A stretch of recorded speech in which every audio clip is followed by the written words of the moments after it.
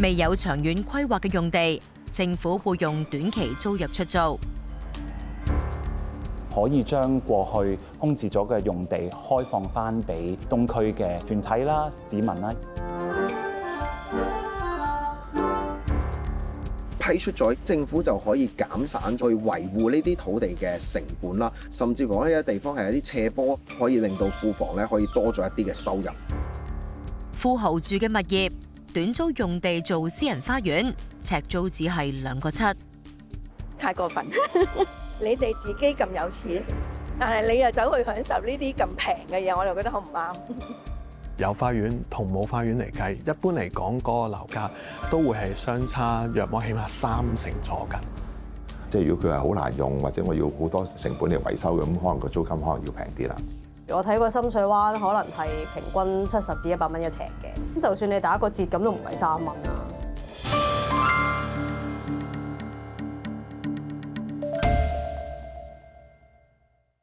歡迎收睇新聞透視。政府將一啲未有長遠規劃用途嘅閒置官地出租，以提高土地嘅效益，增加庫房收入。出租嘅官地類別有500幾項，可以短租，最多租7年；冇長遠發展計劃嘅就可以續租。目前租得最耐嘅租客已經租咗超過70年。出租官地，邊個可以得益？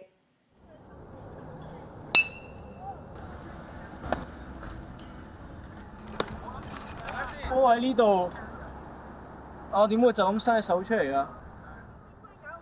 每逢禮拜六，呢班棒球員都會嚟到沙田多石棒球場練波。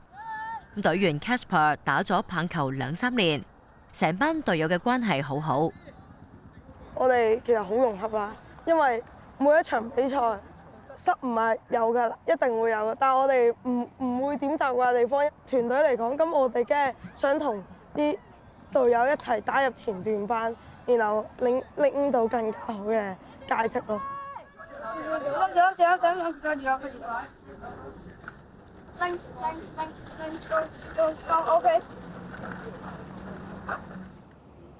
棒球嘅全壘打，如果球場唔夠大，球員就會好容易打得出呢一球嚟得分。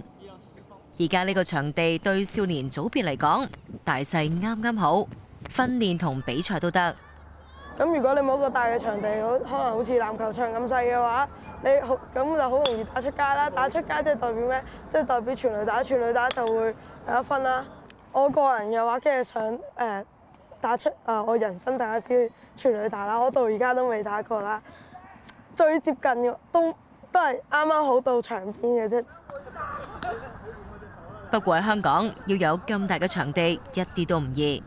04年，政府用短期租約批咗呢幅地俾佢哋，已經超過20年。目前年租係1蚊。其他區仲有啲球場係起喺配水庫嘅上蓋，香港獨有。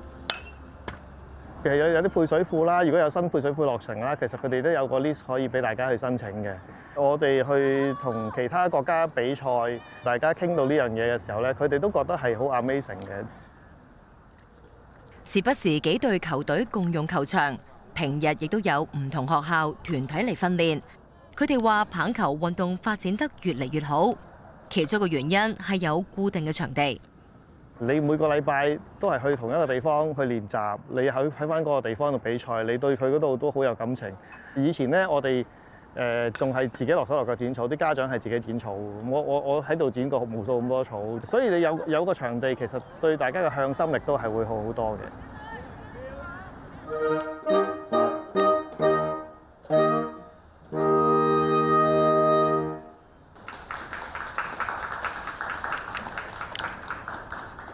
我哋咧嚟緊咧會帶3首歌俾你哋嘅，希望大家中意。鰂魚涌呢一個社區休憩空間，以前係政府承建商嘅臨時露天倉庫。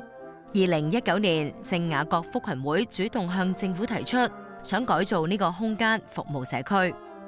政府就喺21年以短期租約租俾佢哋。過去咧，我哋知道呢個地方咧就應該做一啲政府嘅後勤設施啦，並唔係對外開放。咁所以我哋就向政府申請啦，係希望將呢度改造成為一個以人為本嘅社區空間，可以將過去空置咗嘅用地開放翻俾東區嘅團體啦、市民啦一齊可以享用到。呢度一帶本來都係規劃做休憩用途，97年就計劃起公園，但係因為一直冇辦法遷至其他部門嘅設施，咁所以計劃冇實行到。雷子興話：而家總算可以俾打工仔晏晝嚟呢度放鬆下。係一個休憩嘅空間。喺中午嘅時候咧，都幾多附近嘅上班一族咧過嚟去享受下我哋呢度嘅城市綠洲嘅環境。咁今日就會係用音樂嘅形式，希望大家可以擺低嘅手機去享受一個 quality 嘅身心靈健康嘅時間。呢幅4萬幾尺嘅地，獲政府撥款6000萬幫手起。咁政府之後每年收佢哋1蚊租金，變相資助營運。支持好緊要啦，因為興建都有一定嘅費用，未必係我哋呢啲非政府組織可以自己承擔嘅。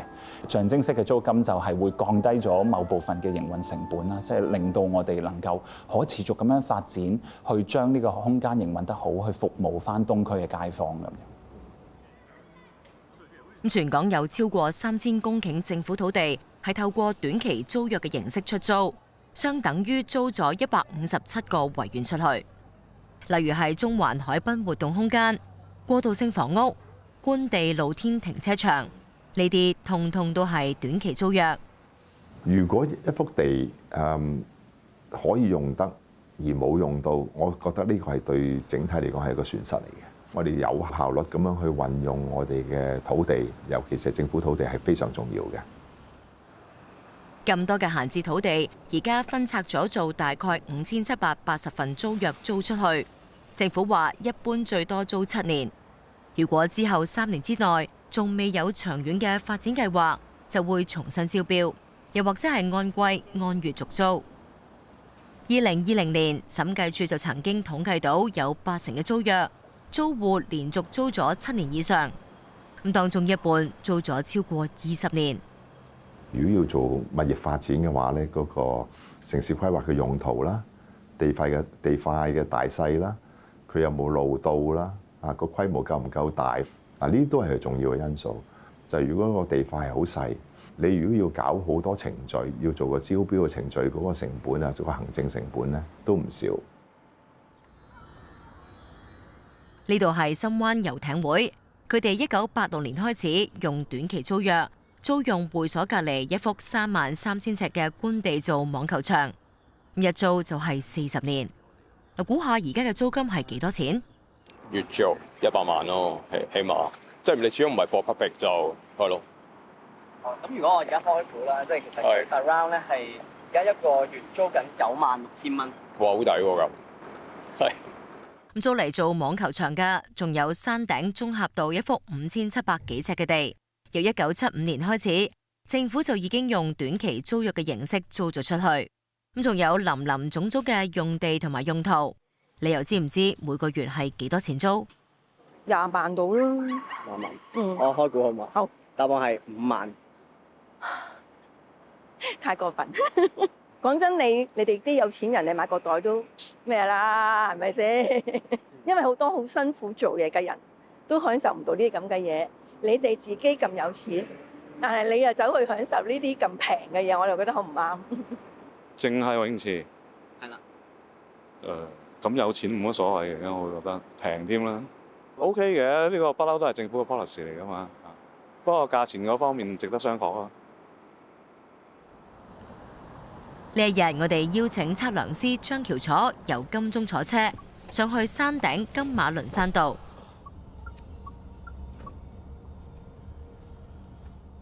我哋由紅棉路沿住馬己仙峽道去到目的地。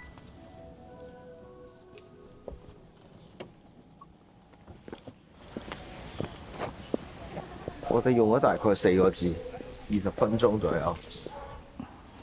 呢一帶嘅物業主要都係大宅。2022年呢條街就賣出一幅10億嘅住宅地，圍返尺價大概係94000蚊。但呢度位處山頂，配套唔多。就呢個位置咧，其實個可達性相對就唔算係咁高。如果一般你話，除非我係行山嘅話咧，咁基本上呢度就冇乜特別嘅公共交通工具咧，俾你可以嚟到呢度嘅。由空中望一望呢一帶嘅大宅，有私人網球場、花園，另一邊就有泳池。不過有啲大宅嘅附屬設施，其實係政府批塊地，用短期租約租俾業主。其實我哋已經係去到個私人物業出邊嘅公家路啦。你見到呢一幅短期租嘅土地咧，其實喺個私人物業嘅範圍入邊嘅後邊嘅。咁所以我覺得，如果你話一般嘅通達性咧，除非你話要得到個私人業主嘅允許，否則咧基本上我哋而家喺依條路上面，我哋冇辦法入到去呢一幅嘅短期租嘅土地入邊嘅。睇翻呢個大宅，租咗大概8000尺嘅地做網球場。月租係大概26,000蚊，計埋全港所有短期租約，政府每個月有大概1億4千萬租金收入。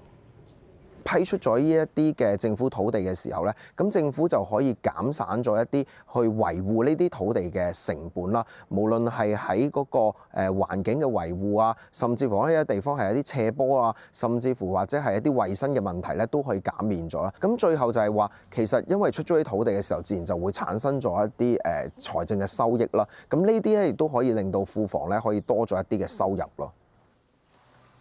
唔少短租都位處豪宅地段，政府租地出去，租金係點樣嚟定？又有冇空間收貴啲？我哋下一節再睇。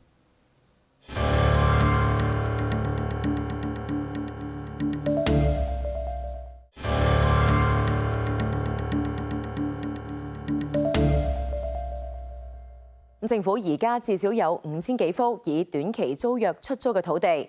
我哋計過收到嘅租金，每年為庫房帶嚟至少16億嘅進帳。咁收入睇落幾可觀，但好多個案租嚟起私人花園、球場，有啲尺租講緊只係幾蚊。嗱，政府就話已經收緊租客市場價格，咁租金其實係點樣嚟定？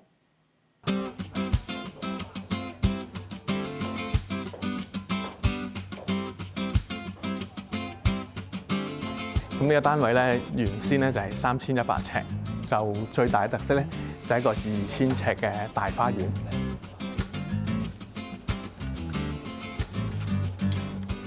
山頂嘅複式單位可以飽覽維港海景。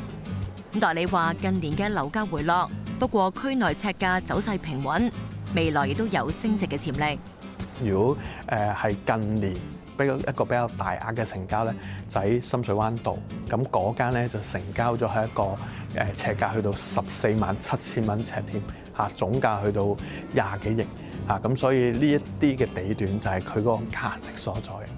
如果你話一去到個市況真係旺嘅時候咧，一升咧嗰個嘅倍數係一定會比較大啲。山頂南區地段呢類豪宅一直都有好多買家追捧，有花園嘅單位會更加吃香。如果你話一個單位佢有花園同冇花園嚟計，一般嚟講嗰個樓價都會係相差約莫起碼3成左近嚇。咁如果你話去到呢個成2000尺嘅花園咧，咁其實嗰個差距會再大啲。喺而家咧我哋見得到都係一路都係會比較受歡迎嘅。1分錢1分貨，有好嘅景觀、靚嘅花園，叫價自然越高。不過原來有唔少豪宅其實係以短期租約向政府租地嚟做花園。西貢呢間獨立屋佔地大概27000尺。2017年有團體就發現業主其實只係擁有呢間屋大概2500尺嘅業權，其餘嘅2萬幾尺都係以私人花園美化園藝嘅用途同政府租翻嚟。咁睇翻資料，呢間屋喺2002年6月易過手，咁當時賣680萬，咁之後攞到政府批出嘅短期租約，咁租咗包圍間屋嘅25000尺官地。不過官地上面嘅設施早喺1979年就開始有開墾嘅蹤跡，1983年有球場設施，1997年可以好清楚睇到私人泳池同埋球場。經過多年檢討，政府透過短期租約規範非法霸佔官地嘅行為，並且喺2017年嘅3月劃線，唔再容許先霸後租。一方面以往嚟講就可能係佔用咗啦，而家就可能係規範好多啦，係用短期租約嘅形式，咁然後就可以我哋做一個花園嘅擴建啦，去將個花園擴大2、3、4千尺嘅，咁個感覺咧就會間屋好似大咗好多。咁佢嗰個即係願意，當然佢要付出個代價去將嗰個對物業嘅享受咧係提高。咁呢個亦都係個市場行為嚟嘅。而家有2200幾份，亦都即係大概40%嘅短期租約，都分類咗做私人花園、美化園藝嘅用途，面積達到41公頃。深水灣呢間屋有大概19000尺嘅花園同埋車道，93年開始向政府短租，而家每尺大概係2個7，月租係51000蚊，業主係首富李嘉誠。山頂百家道亦都有一間大宅，分別用每尺1蚊同埋3個3，喺96年、97年以2份嘅租約短租，加埋有31000尺。業主係前立法會議員田北俊家族持有股份嘅公司。我哋統計咗全港2200幾幅呢類嘅用地，平均嘅月租只係3100幾蚊。有測量師就話，政府會喺續租嗰陣加租，但係加幅唔會特別大。到期之後嘅咧，政府咧就可以咧係將呢個租約嚟講咧係再續租俾佢嘅。咁通過呢啲續租期嘅話咧，政府就可以將個租金會調整嘅。由於對你特別有用，佢收佢貴啲，佢又唔係咁樣嘅佢就。我諗政府佢就唔會咧係由於對某軍嘅特別用途而將個價錢特別抬高。咁租金好似好抵，但係政府話係收緊10足市值嘅租金，要向政府以私人花園、美化園藝用途嚟租地。政府認為呢類空置土地，除咗申請人以外，土地冇其他人用到，對公眾嚟講亦都冇商業價值。而家全港有90%短期租約都唔使用公開招標嘅形式出租。花園咁樣同佢喺出邊政府租出去，比如嚟講做農圃啊，譬如俾人要嚟做花棚啊，咁嗰啲有少少大商業性質嘅用途，水平係點樣比較啦？咁喺呢啲比較之下，當然佢唔會跟足嘅，因為嗰啲係商業性質，你嗰啲就唔係嘅自用嘅，咁可能佢會平啲。香港仔壽臣山入邊有一個戰前軍火庫，03年政府用短期租約出租俾私人機構。This is what we call the main underground bunker. 負責人杜伯話：當時冇乜人願意投資喺度，佢哋都花咗過千萬嚟做維修，先將呢度活化成私人會所同埋紅酒窖。We were the only people who went back to government and said, "Okay, we will do this." Nobody else, no big companies, no one. So that kind of tells you, in the best way, the clearest way, why it just wasn't a good idea. It's too much money for too little space with no guarantee. 佢哋而家每個月要俾8萬蚊租金。由生意角度嚟睇，佢話好難既要保育歷史建築，又要做生意。呢度嘅開支，甚至要靠佢哋其他酒窖嘅收益嚟補貼。If you take the number of bottles that you can store here, the amount of money you can charge for them, and the rental that we pay, it's impossible to make money.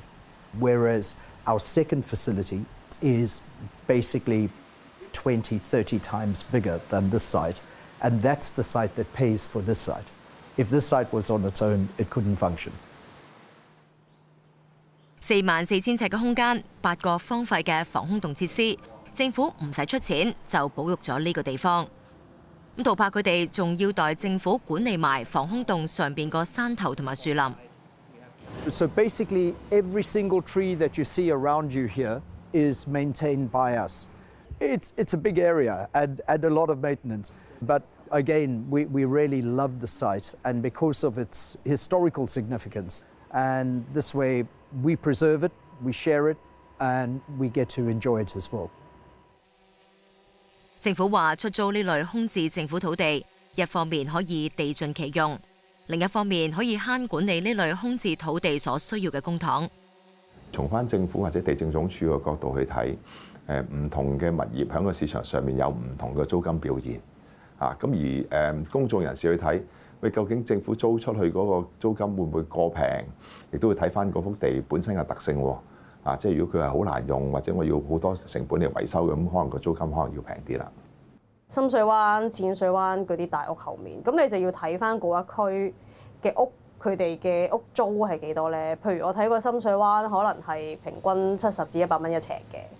咁你話你連埋個花園係咪唔應該同屋內嘅區域一樣咁貴咧？咁就算你打個折，咁都唔係3蚊啦。地政總署回覆話，私人花園用途嘅租約租金嘅水平係按土地嘅用途、位置、地形、面積同埋供求等等嘅因素去評估，每5年調整租金。政府過往亦都話，呢啲私人花園用途嘅租約發展潛力有限，租金評估同一般住宅用地唔同，唔適宜直接去比較。不過阮永嫻就認為，考慮到政府近年賣地收入減少，政府應該重新去審視租金嘅評估方法。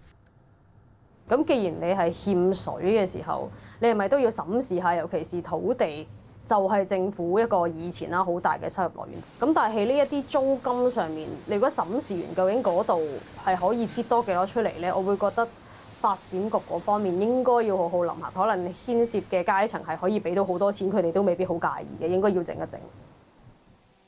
咁佢又話，官地嘅租金可以由市場決定，為咗慳人力同成本，佢建議當局揀一啲出租地段喺網上面招標，測試下市場嘅反應。咁但係如果你真係發現嗰個地方真係好有機會係其他人會有興趣，係應該即係招一招標嘅，咁樣先至最公平咯。最少可能你有張租約㗎嘛，咁你起碼將租俾佢之前，可能刊出嚟刊3個月。咁你拎出嚟，如果嗰3個月冇人話用高過呢個價租嘅，咁你咪即係租俾佢咯。公共土地資源珍貴，政府點樣評估短期租約租金，善用土地資源？咁相信社會都會持續關注。今集新聞透視講到呢度，再見。